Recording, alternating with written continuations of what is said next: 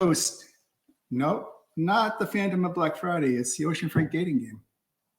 It's Freaky Friday. What the heck's going on? Hey, everyone.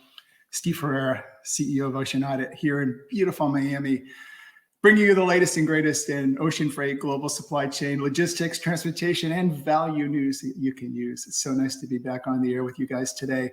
You know, I built this set a few months ago, and we were talking about these lovely contestants on the dating game. I feel like Gene Eubanks on the old standard show, right? That, you know, I grew up and knew and loved in the 60s and 70s.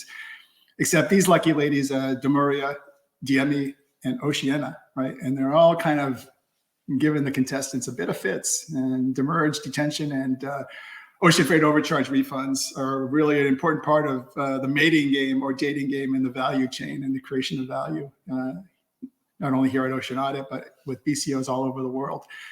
And so we have a really interesting show today. Yeah, we're not going to play. We're not going to find out which lucky contestant, Bachelorette number one or Bachelor number one chooses. Because in my opinion, you know, if you've got these three contestants, three lovely ladies, Demuria, Diemi, Demuria for demurrage, Diemi for Diem, and Oceana for obviously ocean freight refunds, you're a winner if you select all three, because all three are part of the bubble that we want to bust in creating the value for today's show.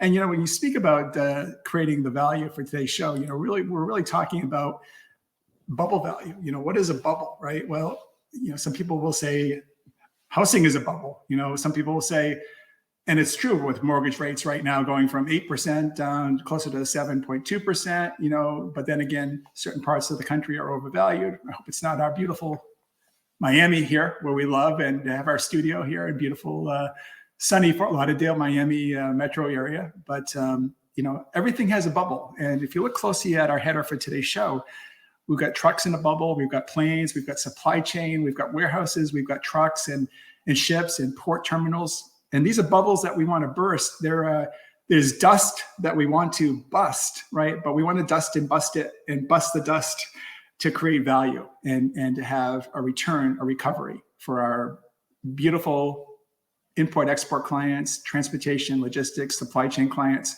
Remember, what I do and what one of my special guests does today is we create value in the entire chain. And that's why I thought about, you know, we were talking to my artistic director last night, and everything kind of comes together for us, just spur of the moment. And it's visionary, right? We want to make it fit. We want to make it fit for you. So you think of this show as the Mystic Clean for operators, right? My guest today later on is a great guy, and he's an operator, right? I'm not an operator, right? I'm an entity, right? I diagnose things. I'm the Picasso of ocean, right? Of global logistics and supply chain refunds. You know, I know where to tap on the engine, right? Now, yeah, it might be done in 15 minutes and you get $1 million, or it might be done in 15 hours and you get 500,000 or 150,000. But we're going to tap that engine. We're going to create something so that operators such as a controller, CFO, VP of internal audit, director of operations, director of procurement, if you're one of those folks, guys or gals, this show's for you. It's all about building value, and bubble value is a way to, my kind of hokey way, to bring that to you in spades, in the whole scope of what the idea here is to create this value for you. And today's show is about that. You know, yeah, we have this ocean freight dating game, and it's fun and it's funny. But the reality is that these are all serious topics where there's billions of dollars on the table for you, not only in retroactive recoveries, but real-time recoveries and even real-time cost savings. Heck, I just had a meeting with a great client of mine where we talked about the fact that my ocean audit, my recovery audit, paved the way for them to come up with a hybrid solution of bringing their audits internally and then having me come back every 3 or 4 months to make sure that they were all caught up and cleaned up. They don't have to pay a freight audit and pay company, you know, a fee, you know, transactional. You know, it saves a lot of different levers of protecting working capital, right? And that's what this show's all about today. Is it though? I got a few things up my sleeve that, you know, will give you a little bit of fun and excitement, not just creating bubbles. So why don't we hop right into it? So what we're going to talk about today is the fact that we are going to actually go back and talk about, this kind of phantom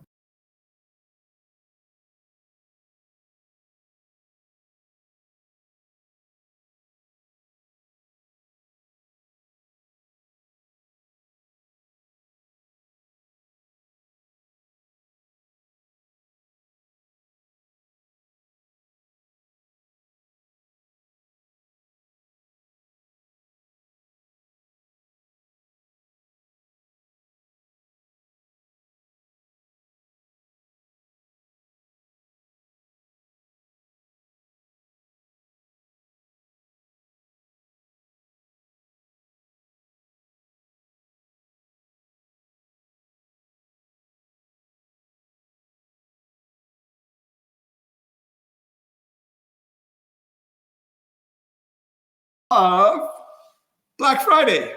Yes, the Black Friday pontificator is back for his next round. Now, some of the big additions, this is the manifest edition of all the great things that we're seeing in Black Friday. And what I did is I took a look at the last couple of weeks of supply chain excitement, manifest data, actual real-time manifest data of products coming in and out of the country that are specializing in Black Friday. This is kind of modeled off of the $10,000 pyramid. Now, the pyramid kind of jumped the shark on me and is kind of running on its own. So I'm going to let it reset a little bit, and I'm going to talk to you about, now I could put in hundreds of items that, we see for Black Friday.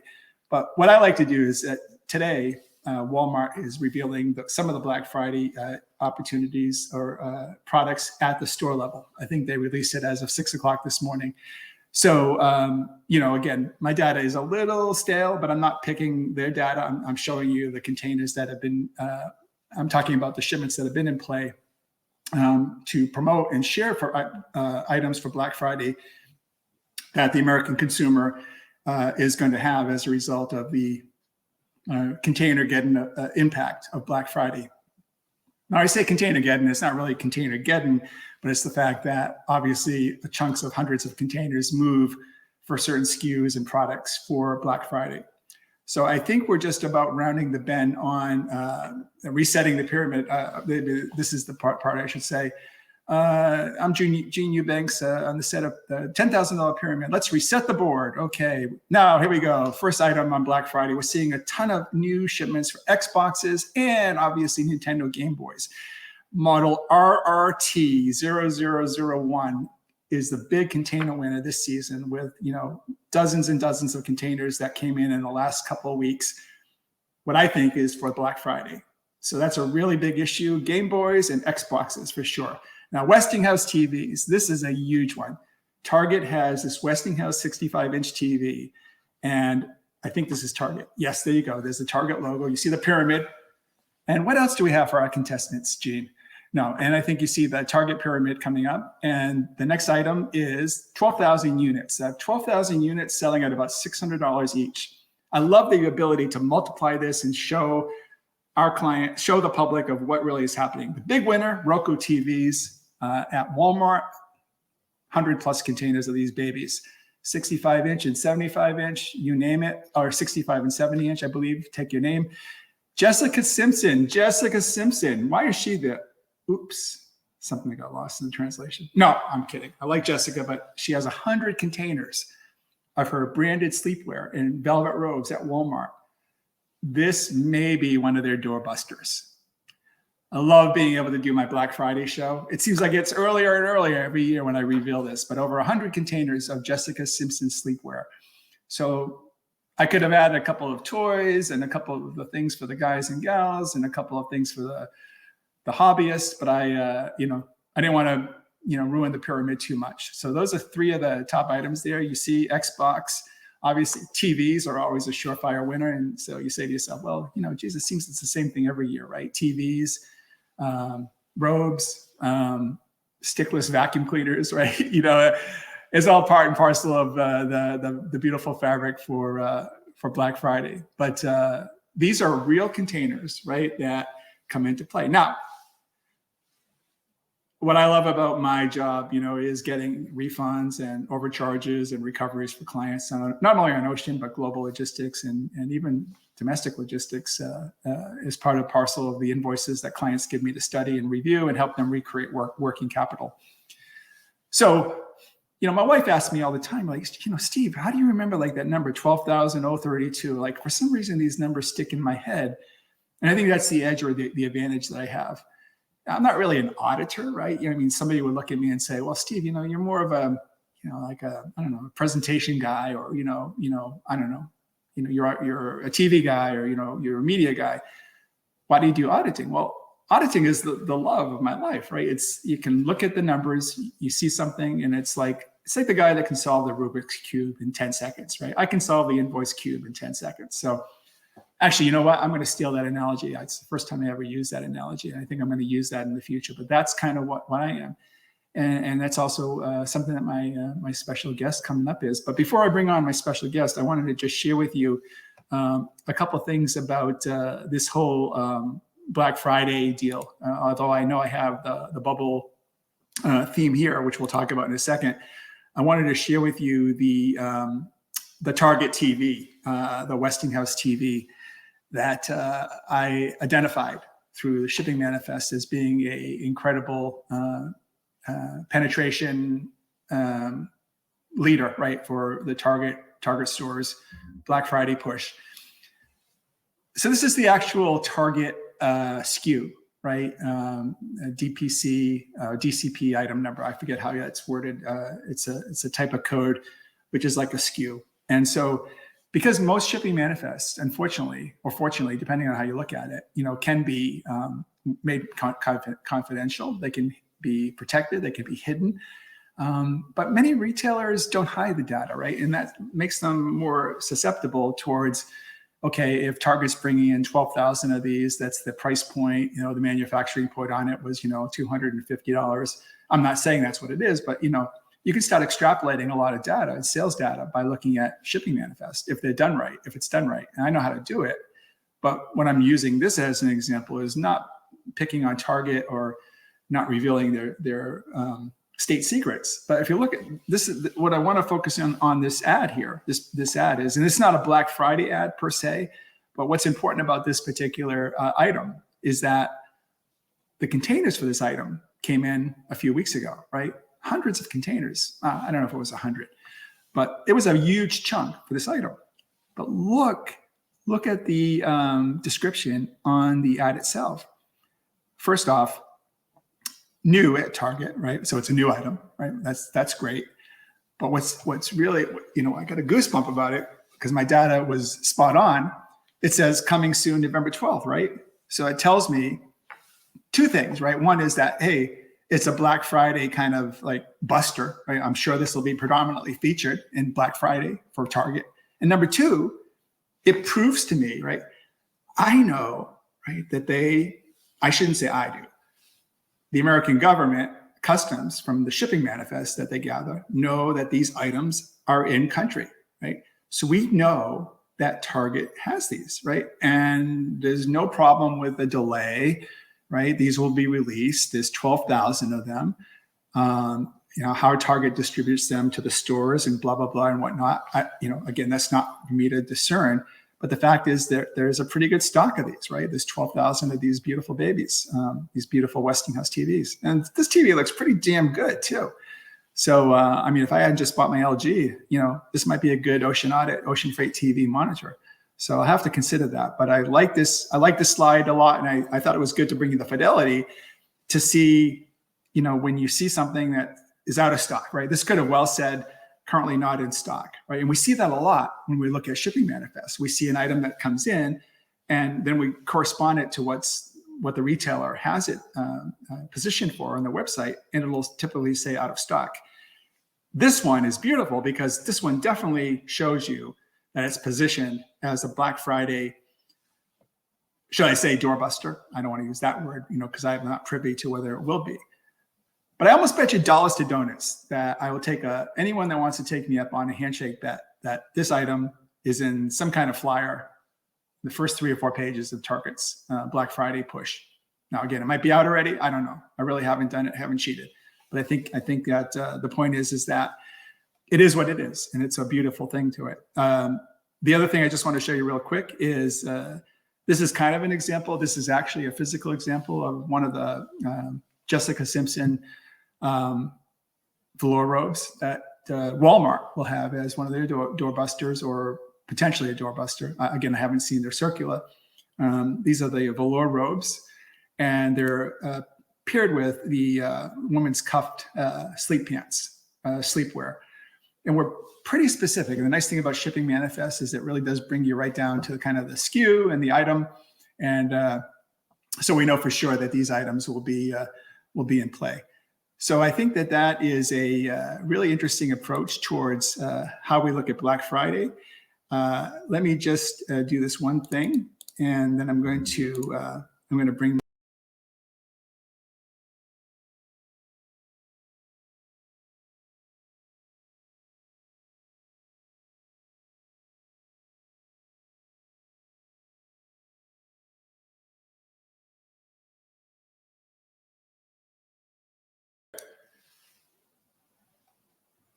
Welcome back.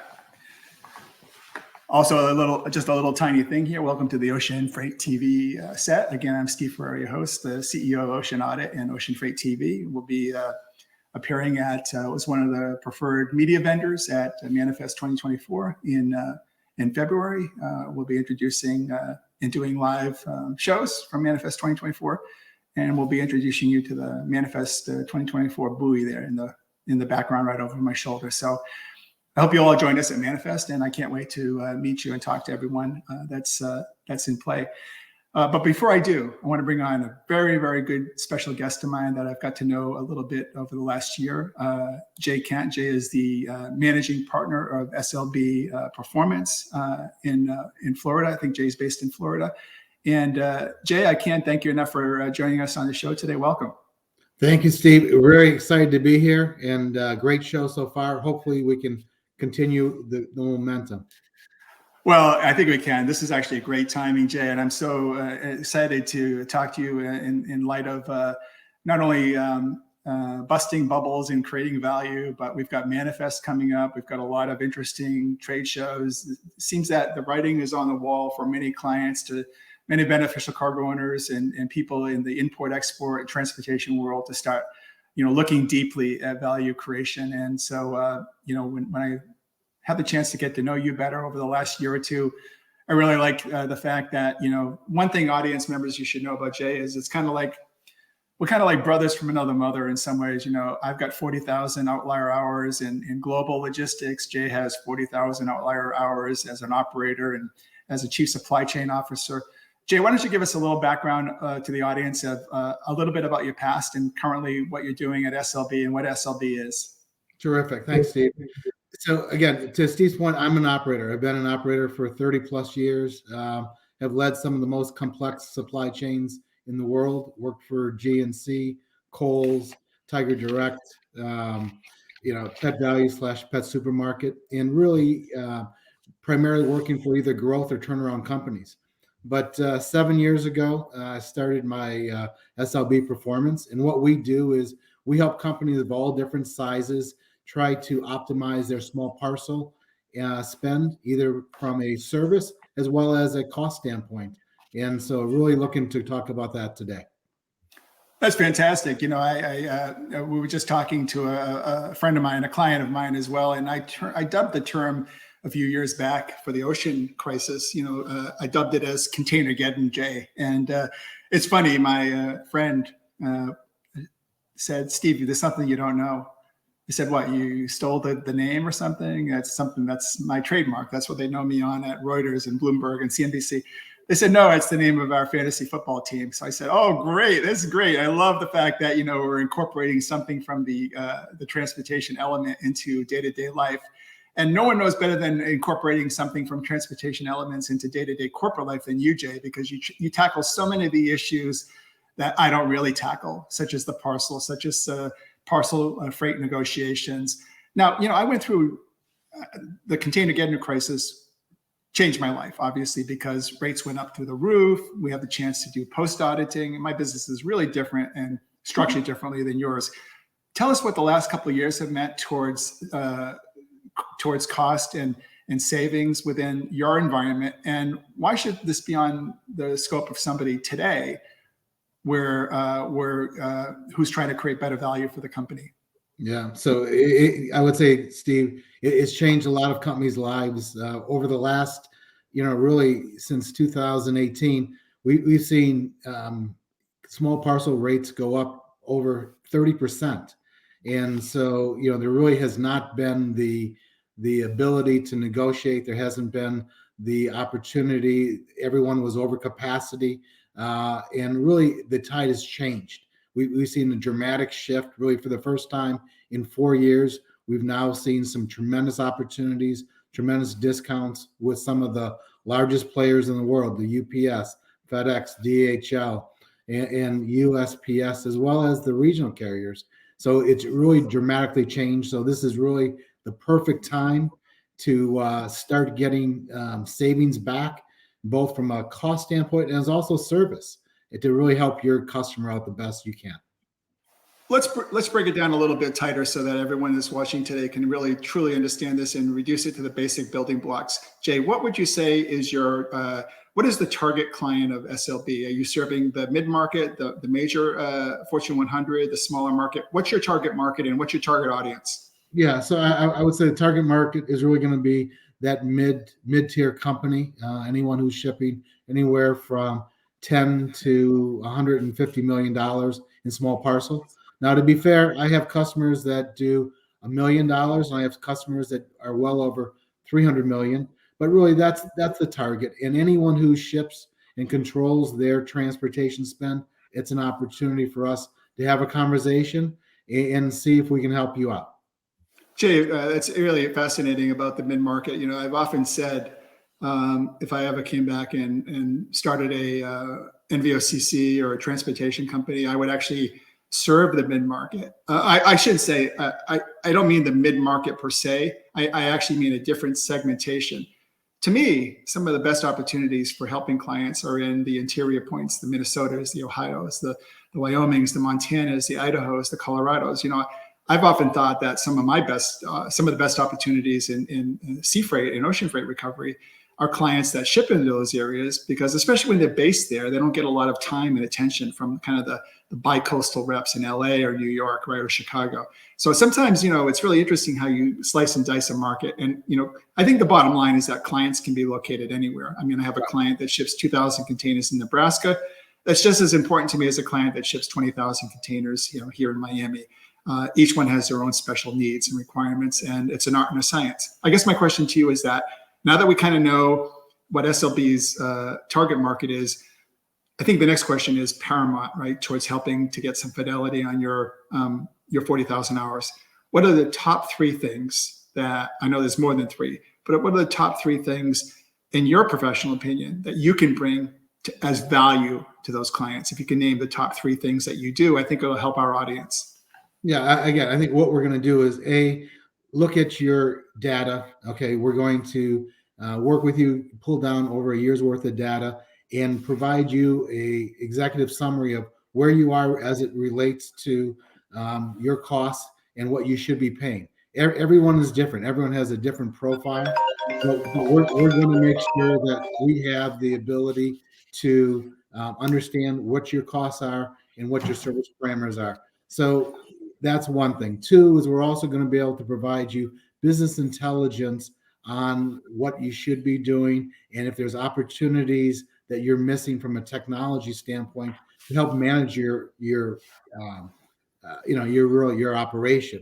And then the third thing is really providing a very easy guide path of how we're going to help you save money and improve your service. So we're going to be there the whole step of the way. Typically what happens with us is once we engage, we're with you for the life of the contract. So for the 3 years, we're going to be with you step by step and helping you and proactively providing a service that really no one else can do in this space. Well, see, that's one of the things that I'm glad my audience knows, because, that's very different than, the approach that, say, for example, I would take, right? I mean, I would look at it and say, I actually don't really want to help my clients negotiate their contracts, because I feel that in the ocean space, right, those contracts can change, and they can migrate to different cost centers and charges and accessorials. And sometimes, in the old days, right, if you set an RFP on day one, by day 30, and when it goes into effect, it's already starting to morph itself into different things. And I know that doesn't always necessarily happen in some of the things that you do, but I guess the point I'm trying to also make is that with ocean contracts, for example, it's February, March, April is kind of the key time. Now, I know that in our casual conversations, you kind of talk about the fact that now is actually a good time to negotiate contracts and improve service levels. Could you explain to the audience why that is? Yeah. So again, everybody's business is a little bit different. Some of you have peak season right around the corner. Some of you are pretty much more of a consistent volume. But what will happen is typically right after the first of the year, some of the major players will be looking to negotiate. And I want to make sure that your customers can get the opportunity to get in there first. So there's a lot of work that we can do to get things set up, to understand kind of the strategy of what we're going to do. Because at the end of the day, there's certain money that will be allocated for discounts. And we're going to be in position to be first. So your customers really should be looking to do this very quickly, and we can be very fast. And the process is relatively easy from your standpoint.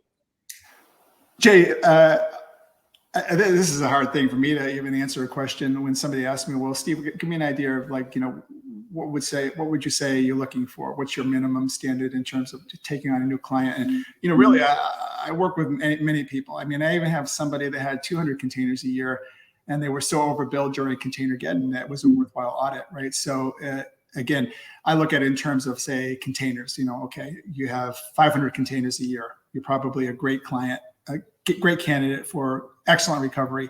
How about you? How would you look at somebody in the camera lens and say, hey, if you have blank, you're probably great for us? I would say typically at least $2 million or more.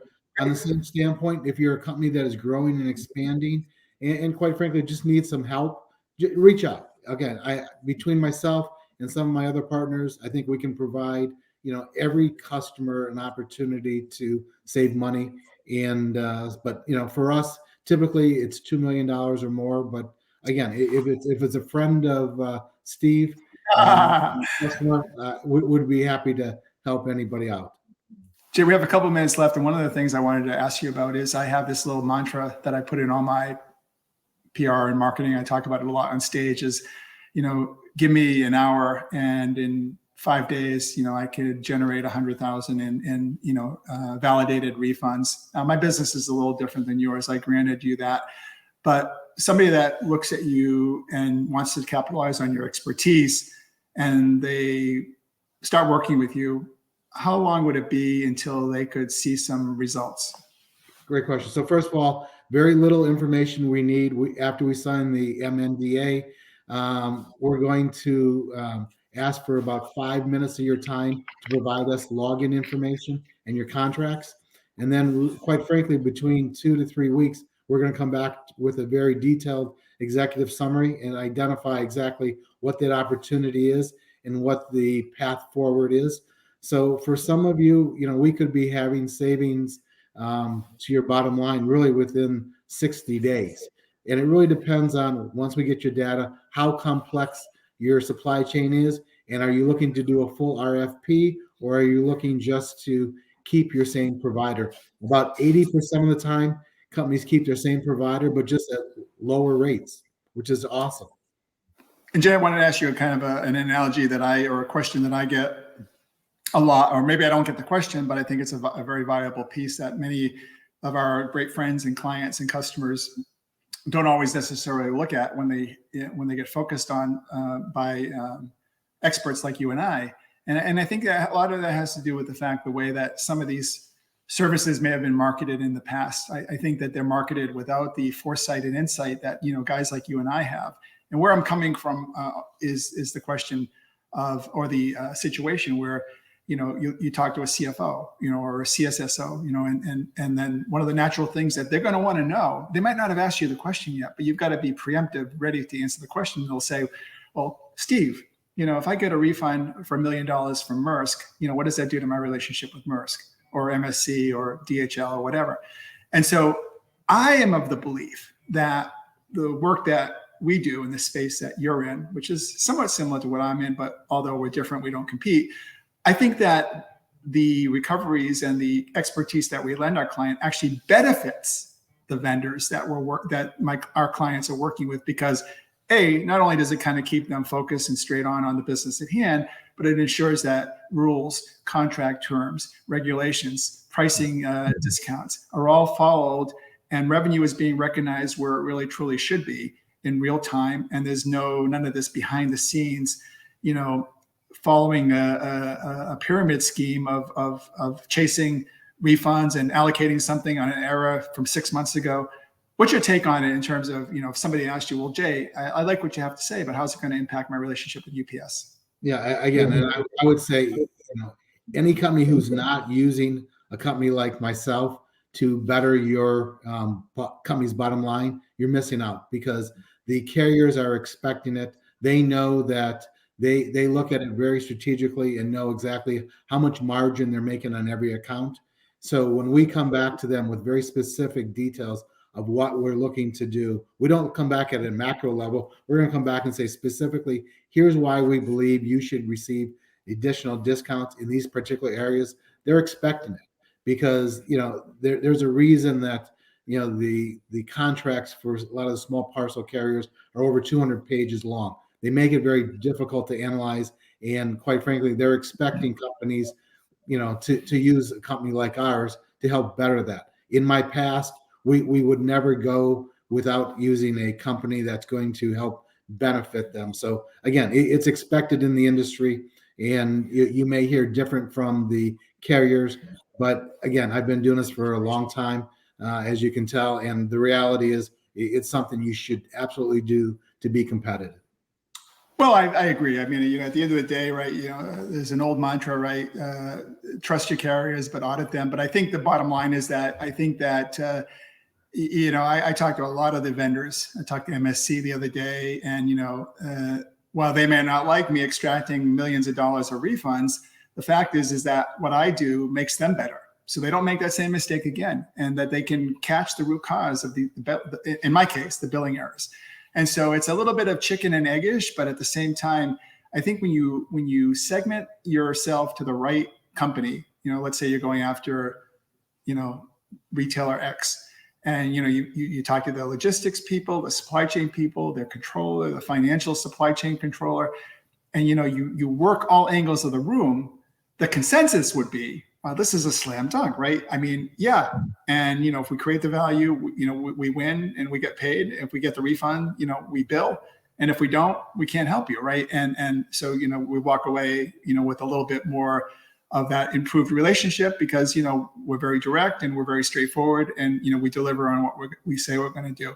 So it sounds like SLB's got a great portfolio of a way to help clients bust the old bubbles of overspend, and also look at recovery and savings in real time.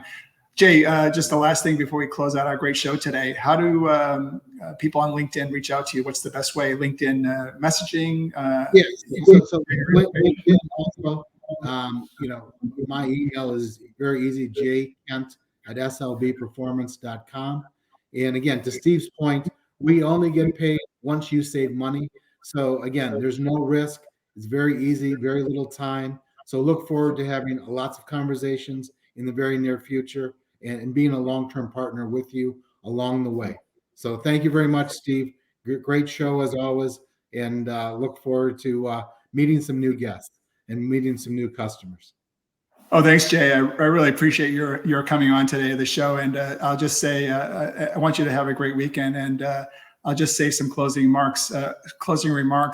I think one of the things about the show today is that, Jay just said something that kind of gave me goosebumps. And I don't say it enough, right? Is that when you look at providers like myself at Ocean Audit, I can go in, I can grab your data in 1 hour. I can do the due diligence, and I can bring you back $1 million, right? And you only pay when you get the recovery. Or I could come back and say, hey, you know what? This is one of those rare occasions where, I only found $50,000, but still it's $50,000. And, we gain share the findings on that money once you get paid. And, hey, I don't know, any CFO, controller, supply chain, logistics, thought leader that wouldn't want the 25,000. I did a study once, as crazy as it sounds. I mean, 25,000 would buy what, 3 or 4 containers worth of printing paper, right, for the office, or 25,000 would fund a part-time associate, X hours a month, a week, or whatever. There's so much you can do with newfound money, and there's no more better resource to finding these monies in these complicated, just kind of age-old, categories, like what I do in Ocean, what Jay does in Parcel. Call us old school, but call us new school, right? We're looking at new ways and new artistic and creative ways to bring back to fix an old problem, the invoice error or rates, right? It's a tale as old as time. And we're not throwing the baby out with the bathwater. We're bringing the value, and we're busting the bubbles of cost overspend and overcharges, and we're making that bubble bath nice and hot and fresh for you, and keeping the baby safe. And at the end of the day, it's all about importers, exporters, transportation professionals, freight professionals, looking at something that we do and saying, hey, yeah, I want to be a maverick. I want a part of that. I want to raise my hand. I want what Steve's selling. I want that snake oil. I want that potion, magic potion that Steve's selling, right? It's not snake oil. It's the real thing. It's the real deal. I'm doing refunds for, 20 of the Fortune 100. And Jay has worked for, it seems like Jay's worked for 20 of the Fortune 100. So we know what we're talking about. And so, from my desk here at Ocean Freight Ocean Freight TV Studios, I want to wish you a great weekend. I hope you'll join me at Manifest 2024. I hope I'm lucky to interview you for Ocean Freight TV at Manifest 2024. And also subsequently at the TPM in Long Beach, as always, where I'll be front and center to meet all my new friends and clients and talk about the state of the industry. So until we meet again in the next week or so, I'm Steve Ferrara, your host at Ocean Freight TV, Ocean Audit. Please contact me at LinkedIn or on Steve F at freightaudit.com. We're mixing up a brand new domain, the #1 domain in the business. Yes, of course, I'm Steve F at oceanaudit.com. Everyone knows me as, but we also have, I also own the best domain in the business, freightaudit.com. Not many people know that. Of course, not many people know I'm an animal lover. I just put my picture of Lily, my dog, our Labradoodle, online last night. But you can reach me at Steve F at freightaudit.com, or even Steve at Ocean Freight TV for any media inquiries. Love you guys. Been a great audience. I want to thank my special guest, Jay, for joining me today. And we'll see you all on a next edition of Ocean Freight TV. Until then, have a blessed and safe weekend. Bye.